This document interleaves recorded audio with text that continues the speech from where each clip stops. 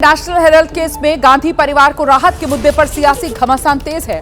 आज कांग्रेस इस मुद्दे को लेकर संसद से लेकर सड़क तक प्रदर्शन कर रही है और दूसरी ओर सियासी बयानबाजी भी लगातार जारी है। कांग्रेस अध्यक्ष मल्लिकार्जुन खड़गे ने इसी मुद्दे को लेकर आज सुबह सुबह प्रेस कॉन्फ्रेंस की। प्रेस कॉन्फ्रेंस करके मल्लिकार्जुन खड़गे ने बीजेपी पर तीखा हमला बोला और हेराल्ड केस को राजनीति से प्रेरित बताया। बीजेपी की ओर से इस मामले को लेकर जोरदार पलटवार किया गया। बीजेपी ने कहा कोर्ट पहले ही कह चुकी है कि ये राजनीतिक द्वेष का मामला नहीं। वहीं दूसरी तरफ कांग्रेस के सांसद संसद भवन परिसर में बड़ा सा बैनर लेकर पहुंचे जिस पर सत्यमेव जयते लिखा हुआ था, ट्रुथ प्रिवेल्स, और इसको लेकर कांग्रेस सांसदों ने संसद भवन परिसर में प्रदर्शन भी किया। तस्वीरें आपके सामने।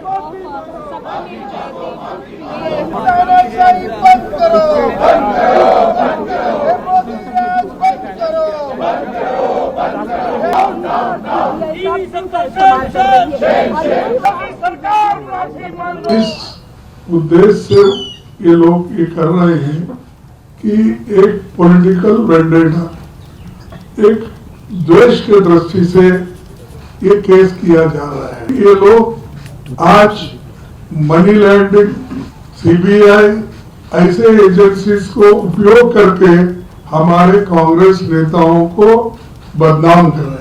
खासकर गांधी फैमिली को उन्होंने सताने के लिए ही ये केस डाला है। आज फैसला न्याय के सत्यमेव जयते स्लोगन, उसके तहत आज ये आया है, तो ये जजमेंट को हम वेलकम करते हैं। सत्य की हमेशा जीत होती है, इसीलिए मैं इस जजमेंट का स्वागत करता हूं।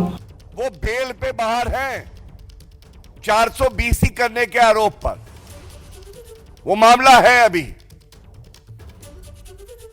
और ये कहना गलत नहीं होगा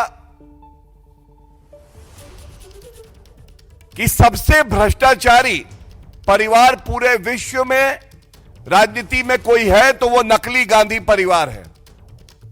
3 सदस्य, सोनिया गांधी जी बेल पे बाहर, राहुल गांधी बेल पे बाहर, रॉबर्ट वाड्रा बेल पे बाहर। ये बेलगाड़ी है, बेलगाड़ी, जैसा आदरणीय प्रधानमंत्री जी भी कहते हैं। वहीं बीते कल हेराल्ड केस में गांधी परिवार को राहत मिली थी अदालत से, जिसके बाद कांग्रेस प्रवक्ता पवन खेड़ा ने बीजेपी पर जोरदार हमला बोलते हुए गैंग्स ऑफ गांधीनगर इस शब्द का इस्तेमाल किया था। और अब आज बीजेपी ने इसी शब्द को लेकर कांग्रेस पर पलटवार किया है, डेकॉइट्स ऑफ इटली कहते हुए। मैं प्रधानमंत्री शब्द भी नहीं बोलूंगा, मैं गृह मंत्री भी नहीं बोलूंगा, माफ कीजिएगा, मैं कहूंगा गैंग्स ऑफ गांधीनगर। ये गैंग्स ऑफ गांधीनगर जिस तरह से हमारी एजेंसीज का दुरुपयोग करता है, आज वो बेनकाब हो गया। आज उस पोल खुल गई। राउज एवेन्यू की एक अदालत ने नेशनल हेराल्ड, जो पिछले 12 साल से आप लोग रोज सुनते हैं लगभग, का जो केस, जो ईडी ने एक फर्जी केस बनाया था, आज ईडी के उस केस का संज्ञान लेने से इनकार कर दिया। एक वक्तव्य दिया गया, gangs of Gandhinagar, gangs of Gandhinagar. ये गैंग्स ऑफ गांधीनगर क्या है? अगर इनकी ही भाषा में जवाब दिया जाए तो भारत के लोग तो कहते हैं डकैत of Italy, dacoits of Italy. ये लोग भारत को लूटने आते हैं, लूटते हैं, बिना नागरिक हुए वोट करने का प्रयास करते हैं, और उसके बाद गांधीनगर के जो हमारे नागरिक हैं, ईमानदार, मेहनती, कर्मठ, देश प्रेमी, उनका अपमान करते हैं इस तरह से। और वही कांग्रेस की सांसद है रेणुका चौधरी, उन्होंने इस पूरे मामले को लेकर एबीपी न्यूज से खास बातचीत की है।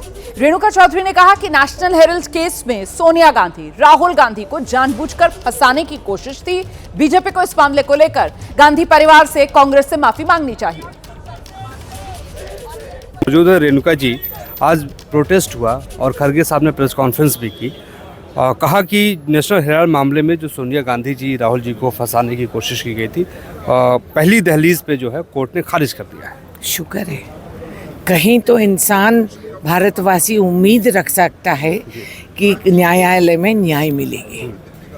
इतने सालों से ये नेशनल हेराल्ड का लगा कर बदनामी करने का इतना कोशिश किए हैं, भाई मानना पड़ेगा सोनिया गांधी जी और उनके परिवार को कि कहीं वो हटे नहीं और झिझके नहीं। ये लोग धमका धमका के ये सोचते हैं कि उनकी 100 बार बोले सो झूठ सच हो जाएगी।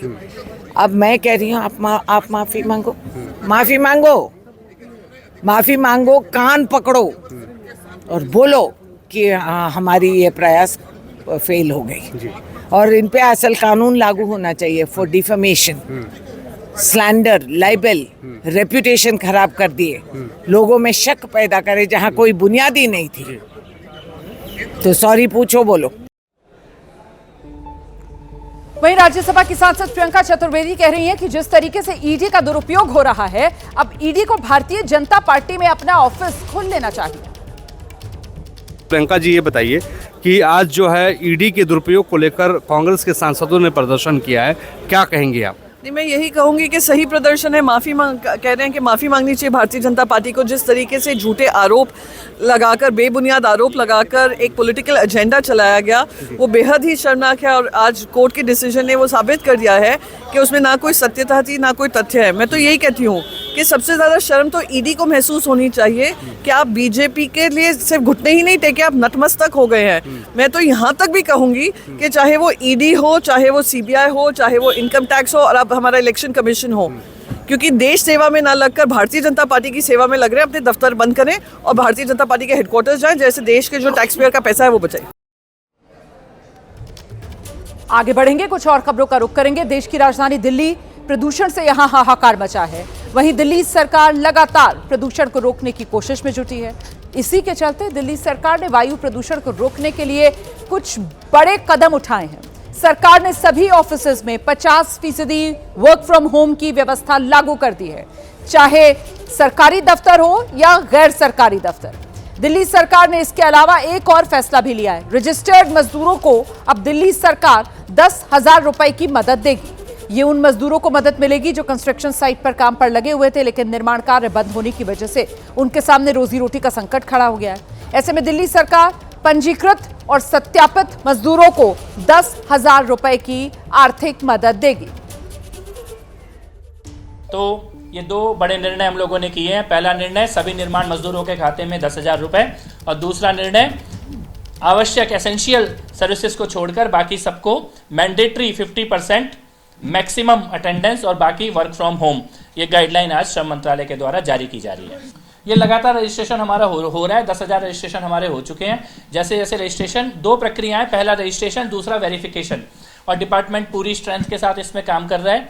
और हमें ऐसा लगता है कि कुल मिला के जो ओवरऑल रजिस्ट्रेशन हो जाएंगे वो 50,000 तक भी जा सकते हैं। 10,000 ऑलरेडी हो चुका है और इनके खातों में पैसा देने की प्रक्रिया हम लोग शुरू कर। इसको हम लोग कैप नहीं कर रहे हैं, कोई भी अपर लिमिट नहीं है इस नंबर की। जितने भी रजिस्टर और वेरीफाई होंगे सबके खातों में भेजा जाएगा। ग्रेप 3 तक रजिस्टर्ड तो हमारे पास बहुत ज्यादा है, वेरीफाइड 10,000 हो चुके हैं। जो जो वेरीफाई होता जाएगा उसके खाते में पैसा भेजते जाएंगे। 16 दिन का 10,000 रुपए का पेमेंट है जो सीधे खातों में जाएगा। नहीं, इसकी बहुत सारी इक्वेशंस हैं इवेल्युएट करने की, जिसमें बेसिक जो वेज होता है उसको भी हम ध्यान में रखते हैं, और उसके अलावा और भी बहुत सारे फैक्टर होते हैं। फिर सरकार के पास कितने संसाधन उपलब्ध हैं और कितनी बड़ी संख्या में और निर्माण श्रमिक मजदूर इसमें शामिल हो सकते हैं, उन सबको ध्यान में रखते हुए एक आम सहमति से एक निर्णय लिया जाता है। अभी हम लोगों ने 16 दिन का 10,000 रुपए का एक कंपनसेशन डिसाइड किया है।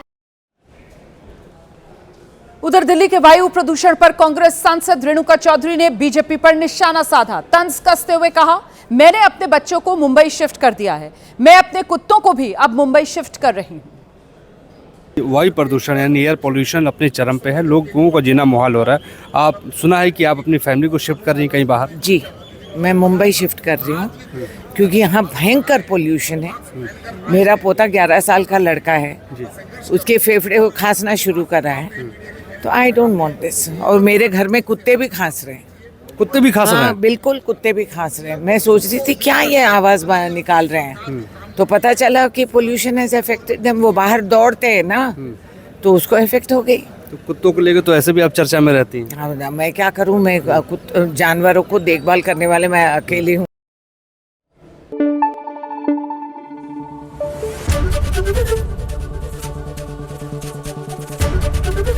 ABP News, आपको रखे आगे।